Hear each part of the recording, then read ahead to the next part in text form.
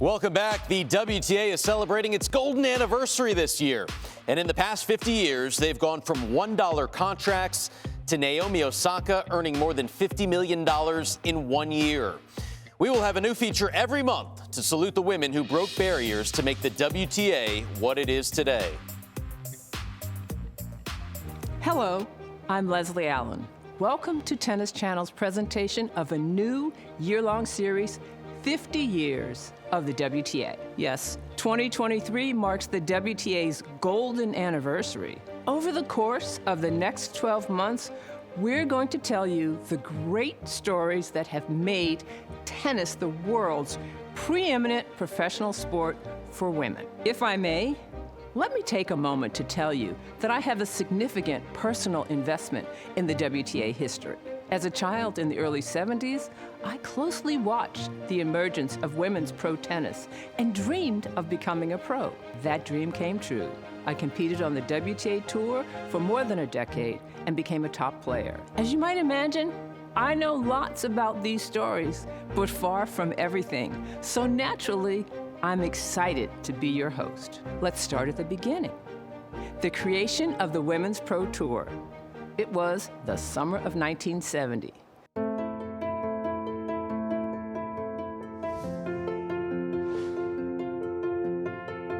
Well, from 68 to 70, we just had less and less. We had less places to compete. They were dropping women's tournaments. We were making anywhere from probably 8-to-1 ratio of money. The writing was on the wall. Things were just going to go away for us. For the renegade women to make a successful go of it at pro tennis, they'd need vision, moxie, and money. Fortunately, there was one tennis-loving woman who emphatically personified all three.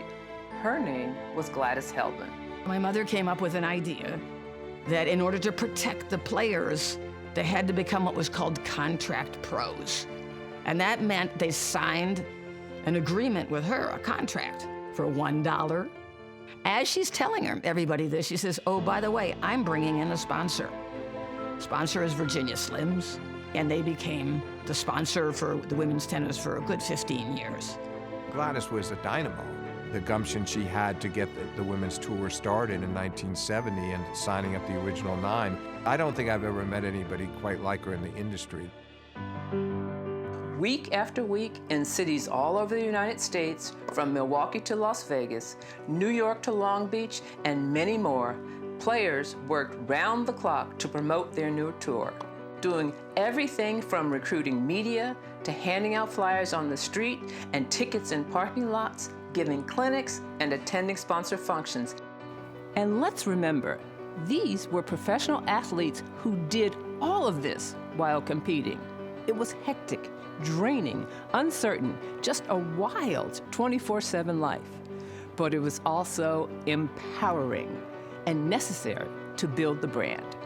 I had the chance to spend some time with the original 9 in 2021 when they became the first group to be inducted into the International Tennis Hall of Fame. And I'll never forget Billie Jean King walking through the museum and just sort of talking to the group of us who were following them on their tour. And she said, society tells us that women can't work together. And we were proof that that wasn't true. I just always think, we did it. We had the guts and the courage. No matter what happened, if we'd never get to play again, it didn't matter. It was for the future generations. I'm glad to be a member and part of WTA, an organization I would say that was one of the first to fight for equal rights and equal pay for women, starting with the original 9. By the end of 1971, it was clear that the women's professional tour was credible, compelling, and viable. For Tennis Channel, I'm Leslie Allen.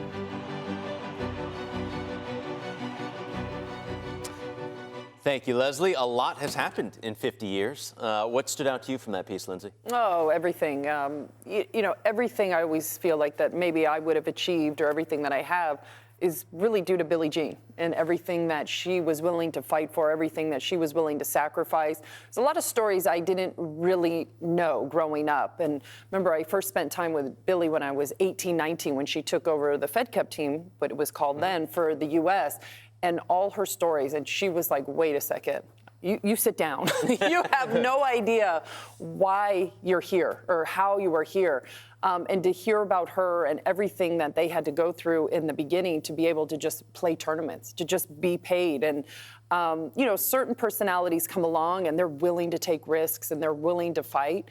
And women's tennis was never more lucky than to have Billie Jean choose tennis and choose the fight for everybody that's playing tennis now. Just a beautiful piece, works up so many different emotions. But I think of all the young superstars that are coming up now, and it's that old adage, you can't know where you're going until you know where you've been. It gives you such a perspective on what it took to actually get you here. And I think that makes you feel part of something bigger than just yourself. And that's a very special feeling. And on the other hand, you look at Billie, and so many people after they finish the sport, they move on to completely separate lives, and she's just continued to just give and give and give to the sport long after she's stepped off the actual court playing. It's just an inspiration. How special, John, is it that on the 50th anniversary we have the United Cup, the first real men's and women's mixed true team tour level event? Which is very consistent with something Billie Jean King has said for years, very rightly, that tennis's great asset is 1 + 1 is more than 3, and men and women competing together. And, pick your sport, whether it is basketball, golf, you don't have this sort of symmetry with men and women the way you do in tennis. We think nothing of it. We do a highlight and we go from Tsitsipas to Pegula, and nobody thinks twice. That's a real asset for tennis. The United Cup is such a nice addition to the calendar, and it really, really encapsulates that.